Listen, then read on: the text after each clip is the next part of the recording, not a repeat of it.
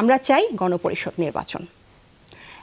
এটাও একটা নির্বাচন, এটাও একটা নির্বাচন। এমন না যে গণপরিষদ নির্বাচন হলে আমরা জিতবো আর জাতীয় সংসদ নির্বাচন হলে বিএনপি জিতবে। যাদেরকেই জনগণ চাইবে তারাই জিতবে। বিএনপির এখন একমাত্র চাওয়া নির্বাচন, সেটা যে সময়ের মধ্যে হোক। 5ই আগস্টের আগে বাদ দিলাম, 5ই আগস্টের পরে 6ই আগস্ট পর থেকে বিএনপির একটাই রাজনীতি, সেটা হচ্ছে তারা নির্বাচন চায়। নির্বাচিত সরকার সব কিছুর সমাধান করবে, মানে সব অসুখের ওষুধ হচ্ছে নির্বাচন। খুব ভালো কথা যে যদি 6ই আগস্ট থেকে বিএনপি একটাই দাবি করে যাচ্ছে নির্বাচন। কেন নির্বাচন দাবি করছে তার বেশ কয়েকটা কারণ আমি দিয়েছি। এক, বিএনপি বিশ্বাস করে যে বাংলাদেশে রাষ্ট্র পরিচালনার দায়িত্বে যদি কেউ যেতে চায়, তার নিজের ভিশন যদি কেউ বাস্তবায়ন করতে চায়, একমাত্র উপায় নির্বাচন, এর বাইরে আর কোনো উপায় নেই। এবং বিএনপি কোনো আন্ডারগ্রাউন্ড পার্টি না, বিএনপি কোনো সশস্ত্র সংগঠন না, বিএনপি 15 বছর এই নির্বাচনের জন্য সংগ্রাম করেছে।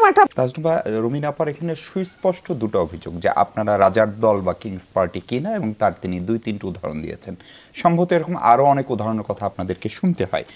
দ্বিতীয়ত হচ্ছে যে সংস্কার, নির্বাচন এবং বিচার, এইগুলো তো আসলে সরকারের বিষয় হওয়ার কথা, বিচার আদালতের বিষয়। আজকে উপদেষ্টা নাহিদ ইসলাম যেটি বললেন যে যদি সংস্কার এবং বিচারের বিষয়ে ঐক্যমত হন, আমরাই নির্বাচনের ব্যবস্থা করে দেব।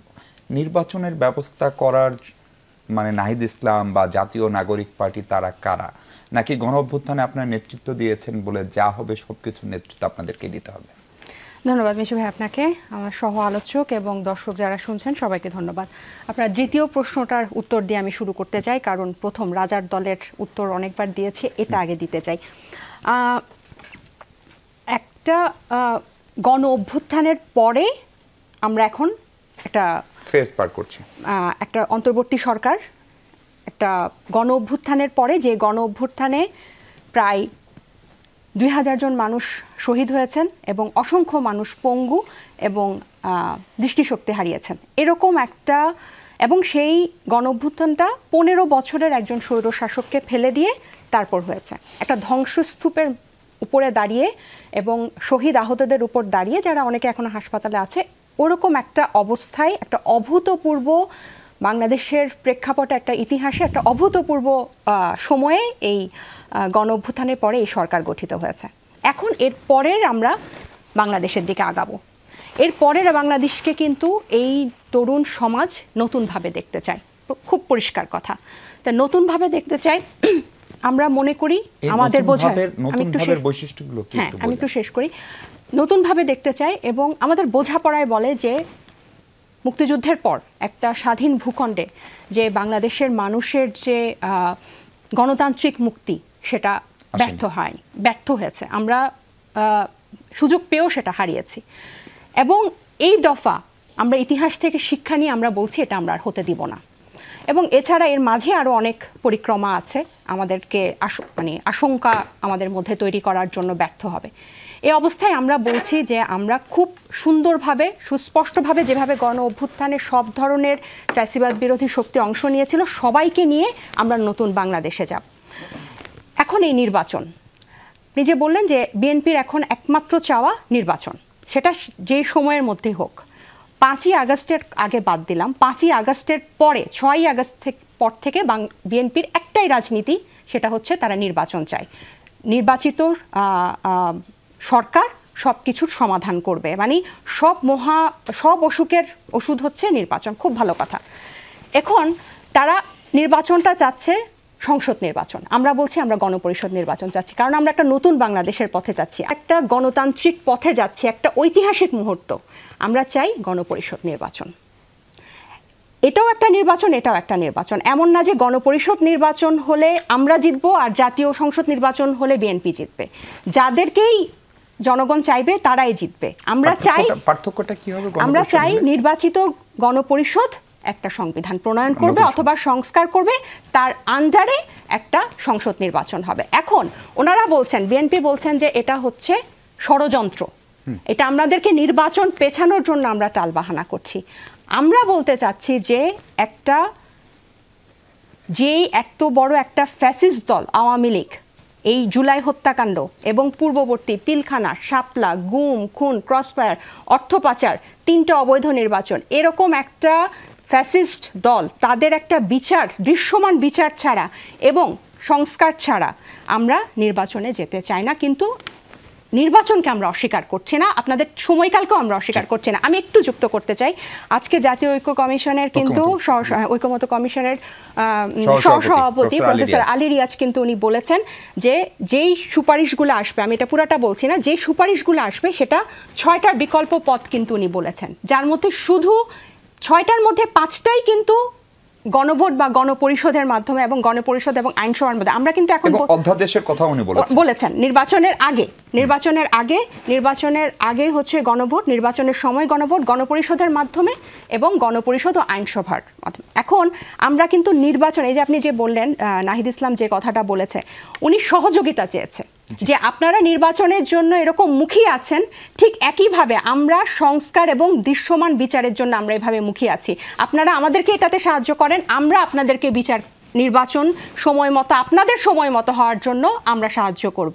এখানে নির্বাচনের ব্যবস্থা করে দেওয়ার কথা বলা হয় না। আমরা এখানে একটা জাতীয় ঐক্যমতে পৌঁছাতে চাই, কারণ এখন কারণটা বাংলাদেশ, যে জনগণ যাকেই ভোট দিবে, এমন যদি হয় আপনারা যদি গণপরিষদে যেতেন, আপনারাই নির্বাচিত গণপরিষদ, আপনারাই একটা সংবিধান প্রণয়ন করবেন বা সংস্কার করবেন, এরপরে আপনারা সংসদে যাবেন। আমরা কিন্তু বলছি না যে আমরা এখানে কোনো ষড়যন্ত্র নাই, আমরা ওনাদের সহযোগিতাটা আশা করছি, আমরাও সহযোগিতা করব বলে বলছি। ইতিহাসে কোনো মন্ত্রী বা উপদেষ্টা রাত 3টার সময় সংবাদ সম্মেলন করে নাই, উনি করেছেন। কখন হচ্ছে? যখন অক্সিলিয়ারি ফোর্স হিসেবে আর্মি কিন্তু মাঠে আছে, তাদের কিন্তু ম্যাজিস্ট্রেসি পাওয়ার দিয়ে রাখা হয়েছে। আমাদের আইজিপি বলছে এই ঈদে যার যার নিরাপত্তা তাকে তাকে এনশিওর করতে হবে, পুলিশ কমিশনার বলছে যার যার নিরাপত্তা তাকে তাকে এনশিওর করতে হবে। তাহলে তুমি বেতন ভাতা নিয়ে ওখানে আছো কেন? তুমি ওখানে আছো কেন? এখনো কেন ছিনতাই, রাহাজানি, লুটপাট, বাড়িতে ঢুকে দখলবাজি এগুলো বন্ধ হলো না?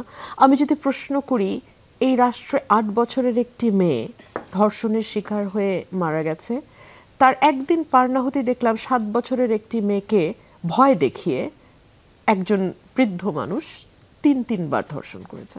মানে এই নিউজগুলো না আমাদেরকে ভাবতে বাধ্য করে, হচ্ছেটা কি এই দেশে। কিন্তু রাষ্ট্র কি এইসব ক্ষেত্রে আসলেই কিছু খুব বেশি কিছু করতে পারে? মানে ব্যক্তি যদি ধর্ষণ করে সেক্ষেত্রে রাষ্ট্র বা পুলিশ কি করবে? রাষ্ট্র বা পুলিশ কি করবে?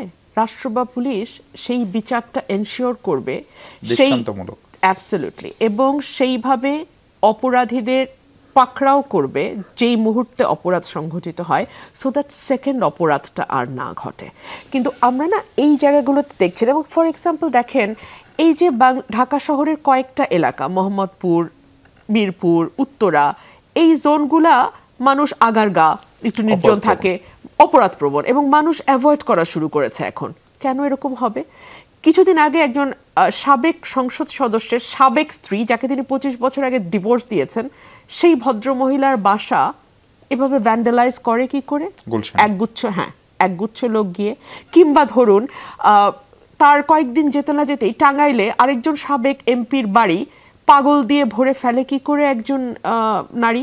মানে এই যে এই ঘটনাগুলো ঘটছে না, আমার কাছে মনে হয় যে এখানে যদি রাষ্ট্রের ট্যাসিট মদদ, প্রত্যক্ষ মদদ না, ডিরেক্ট মদদ না, ট্যাসিট মদদ না থাকতো, এগুলো হতে পারতো না। আর একটা কথা মাথায় রাখতে হবে, পরিস্থিতি কিন্তু একদিনে এই জায়গায় এসে পৌঁছায়নি, ধীরে ধীরে ধীরে ধীরে। যে আপনি বলেন হিজবুত তাহরির ঘোষণা দিয়ে মিছিল করছে, এর আগে আমরা লক্ষ্য করেছি বেশ কয়েকটি ইনসিডেন্ট। এবং যেহেতু এই ধরনের পরিবর্তিত পরিস্থিতিতে সবসময় নারীরাই অপরাধের শিকার হন, ভুক্তভোগী হন।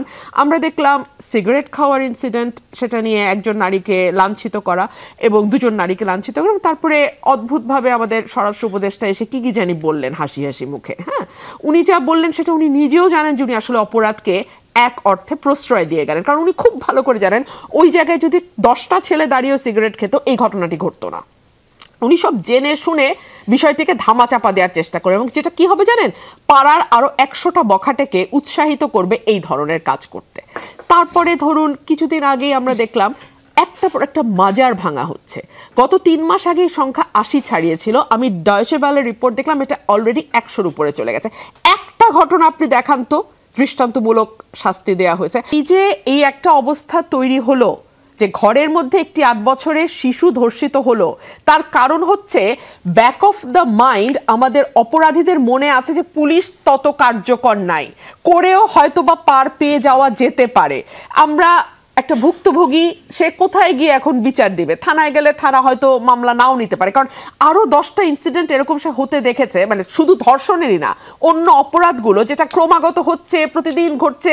বাসে চলন্ত বাসে 3 ঘন্টা ধরে ডাকাতি হচ্ছে, আমরা দেখতে পাচ্ছি বিভিন্ন এলাকায় ভিত্তিক আপনার ছিনতাই 50% বেড়ে গেছে, পুলিশ নিষ্ক্রিয়, এবং সরকার নিজেই বলছে পুলিশ নিষ্ক্রিয়। এবং আমাদের আইজিপি বলছে এই ঈদে যার যার নিরাপত্তা তাকে তাকে এনশিওর করতে হবে।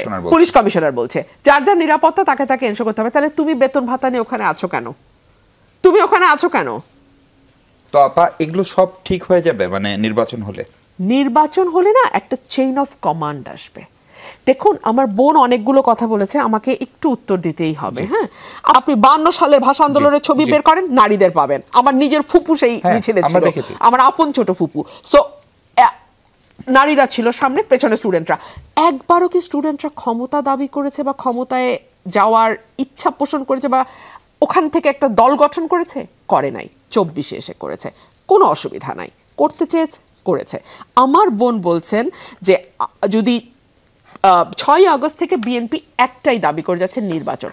কেন নির্বাচন দাবি করছে তার বেশ কয়েকটা কারণ আমি দিয়েছি। এক, বিএনপি বিশ্বাস করে যে বাংলাদেশে রাষ্ট্র পরিচালনার দায়িত্বে যদি কেউ যেতে চায়, তার নিজের ভিশন যদি কেউ বাস্তবায়ন করতে চায়, একমাত্র উপায় নির্বাচন, এর বাইরে আর কোনো উপায় নেই। এবং বিএনপি কোনো আন্ডারগ্রাউন্ড পার্টি না, বিএনপি কোনো সশস্ত্র সংগঠন না।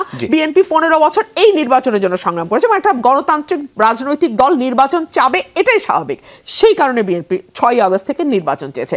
2 হচ্ছে, সরকার যদি ন্যূনতম স্বস্তি জনজীবনে দিতে পারত, আইন শৃঙ্খলা বলেন কিংবা দ্রব্যমূল্য, মানুষ কিন্তু এত অস্থির হতো না। মিশু, আপনি কান পাতেন, অনেককে বলতে শুনবেন ফিসফাস করে যে এখন একটা স্টেবিলিটি দরকার। এই স্টেবিলিটিটা একমাত্র একটা নির্বাচিত সরকার দিতে পারে। গণমানুষের দাবি কিন্তু নির্বাচন, শুধু বিএনপির দাবি না। 3 হচ্ছে, ল এনফোর্সমেন্ট এজেন্সি সক্রিয় হচ্ছে না। কেন? বিকজ তারা জানে তারা যদি এখন কোনো শক্ত স্টেপ নেয়, পরবর্তীতে কে আসবে না আসবে একটা দোলাচলের ব্যাপার আছে, এই সরকার কতদিন আছে সেটাও তারা জানে না। আমি এমনকি অনেকের ব্যাপারে ব্যক্তিগতভাবে জানি যারা সকল যোগ্যতা থাকা সত্ত্বেও কোনো প্রমোশন বা কোনো পোস্টিং নিতে চাচ্ছে না, বিকজ তারা মনে করছে বাংলাদেশের যে কালচার, তাতে হয়তো পরবর্তীতে তাদেরকে লেভেল হয়ে যাবে তারা এই সরকারের।